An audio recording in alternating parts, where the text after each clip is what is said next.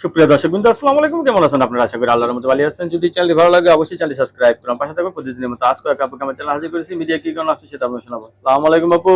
ওয়ালাইকুম সালাম। আপু ভালো আছেন? জি ভাই ভালো আছে। আপুর কি আগে বিয়ে শাদী হয়েছিল?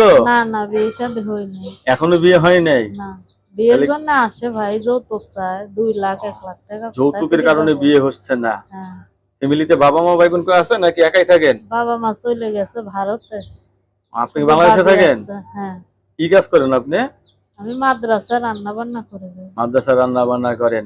তো এখন তো আপনার যে বয়স, তাহলে অনেকের বউ চলে গেছে, বউ মারা গেছে, এরা যদি আপনাকে বিয়ে করতে চায় সমস্যা নাই, বিয়ে বসবো। রাজি আছেন? হ্যাঁ। রান্না বান্না করতে পারেন তো? জি, সবচেয়ে ভালো রান্না করেন কি আপনি? সবচেয়ে ভালো রান্না মাংস। মাংস। তাহলে তো কষাই বিয়ে করলে আপনার ভালো হবে হ্যাঁ নাকি? হ্যাঁ, যেই রকমই হোক, ভালো মানুষ হইলেই হয়।